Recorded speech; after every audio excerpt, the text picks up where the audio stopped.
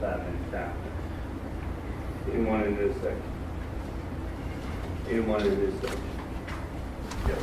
I'm giving you your name. Yeah, my name's David Carson. Yes, we're going.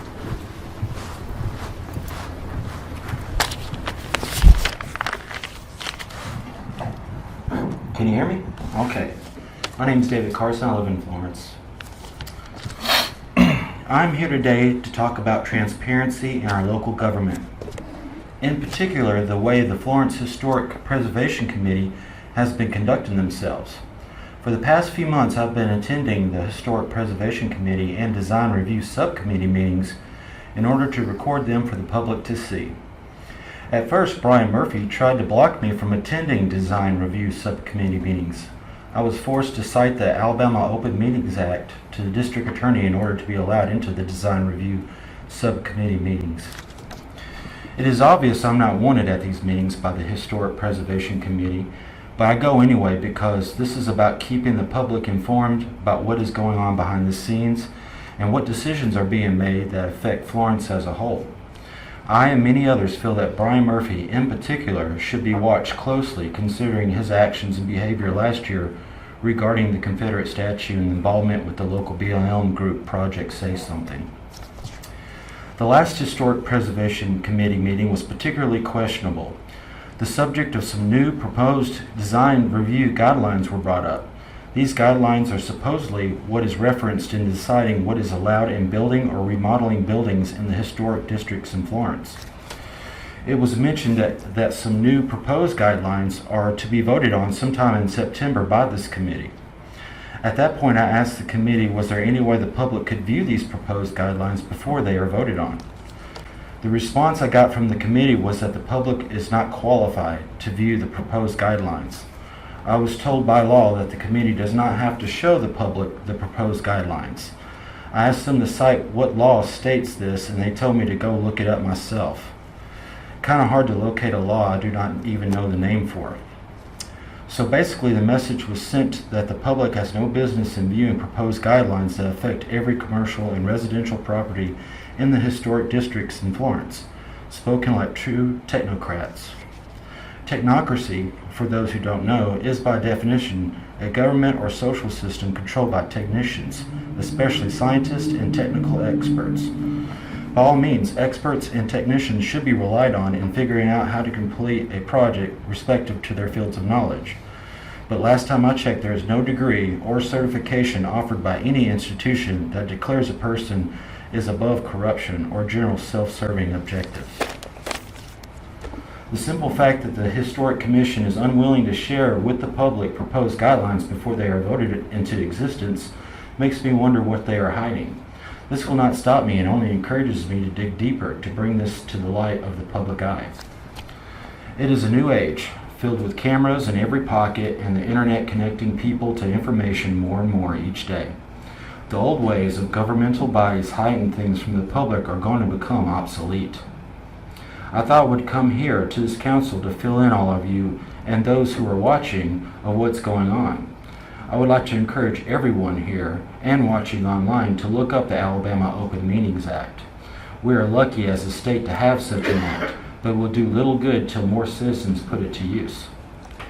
In closing, I was wondering if anyone on this council could answer two questions. Could any of you cite the law that allows a committee to hide proposed guidelines before they are voted on? Second, I would like to know if any of you think the public is unqualified to at least view proposed changes and procedures before they are voted on that affect citizens of Florence as a whole. If you could answer those two questions, that would be great. Thanks for your time. Anyone else? We'll have come in from Councilmember. All right, thank you. Mr. Carson, thank you for that, and I hate to hear someone told you to go look up something on your own and didn't explain, you know, what they were talking about. If that happened, I have no reason to believe it didn't. If you say it did, I can only imagine what would happen if one of us told you the same thing, gave you an answer like that. So My apologies if you were talked to in that manner at that meeting, and I would like to, find out a little bit more about that, but thank you for coming tonight. And transparency is something that we talk about a lot as council members.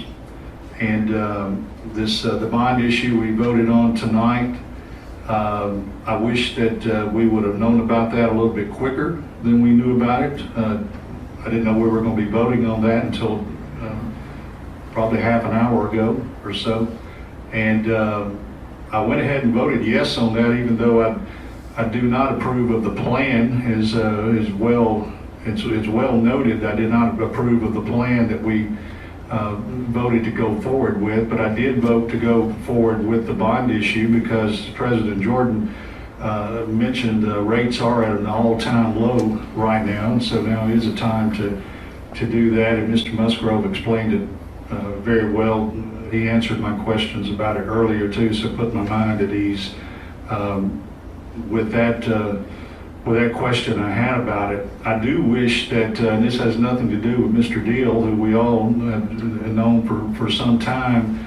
We've done business with this company in the past, but in my opinion, I feel like the city should bid this stuff out. All services should be bid out. We should get the very best deal on anything that we do, and I'm not insinuating that we're not in this case. I just feel like it would let the citizens know what the particulars are of it, and us as council members as well. So going forward, I would wish that the city would consider doing that. And even if this company is involved, I'm certain they would probably win the bid. They would be the low bidder, but I still feel like that's something that we should do. COVID's not over. Of course, I'm sitting here with my mask here. I don't have it on right now. I'm having an issue breathing right now myself, but it's all allergies. It's that time of the year for me when fall rolls around.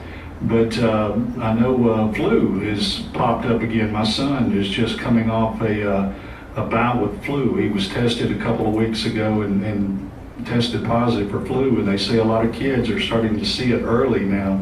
Normally it's much later in the season, but now they're starting to see kids come in with flu. So something else for us to be concerned about and worried about. But I thank you for your time and thank you for being here tonight.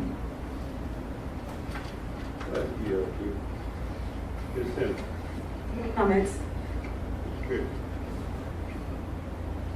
I want to thank Miss Melissa Bailey and her team for applying for the DECA grant again. We received $500,000 just a couple of months ago, and every city had the opportunity, but not every city chose to follow that direction. And because they didn't follow it, we get a second shot at another $500,000.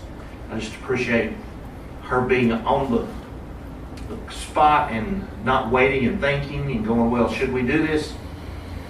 This blesses our city. Tonight we approved a proposal to do a master plan for the best uses at McFarland Park. And I just appreciate us moving in that direction. Know nothing at this point other than we're going to start looking at McFarland to see what we can do best with it. And I do appreciate that. We've already heard about the bond issue, and we were told that the interest rate being at 2.34% is at a 112-year low for interest. So I just appreciate the leaders who stepped out and went behind and just dug in and got this taken care of. How can you beat a 112-year low? 113? That just doesn't happen. Appreciate our leadership here, and Dick, his ability. I see you write down numbers. Anytime numbers come up, he knows what they're talking about. And I write them down too, but that doesn't mean what it means to him. I'm just writing it down because he did. Makes me look like I know what I'm talking about. I appreciate your leadership there, sir. You really think it, even when it gets to the floor in here. So COVID is not over. Our 5-month-old grandson has COVID, And it's not because he didn't wear a mask, and it's not because he didn't get his shot, because he can't do any of those things. But let's take care of ourselves and our neighbors. Thank you.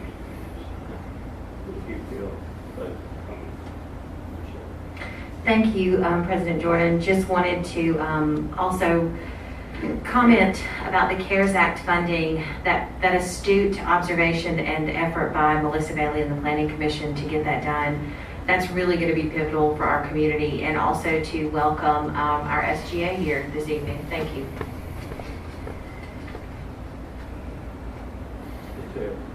I really have no comment tonight. I do welcome the SGA and Jason Tucker being here tonight, and the relationship that we have with UNA is everyone. We've been able to accomplish a lot. We've been able to accomplish a lot in the future. So thank you all for being here. Thank you. Thank you. For everyone, information for that guidelines and rules for Florence Historical Commission are on their website. If you would like to look, you can go to the website, and they are the guidelines that we adopted in 1996 out on Main Street. And I think they make technical changes to them, and they might have those, and it's crucial in that change at the start of the future. Again, appreciate the challenge. Those aren't new guidelines, are they? No. They're just I'm talking about the renewing the old guidelines. That's what they did, and they're changing some.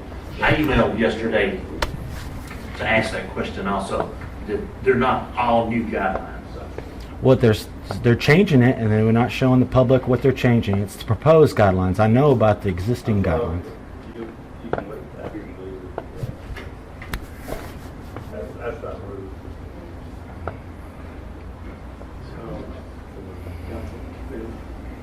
Anyone will have to. Sure. I was negligent in making a comment this evening, just like for everyone to keep the family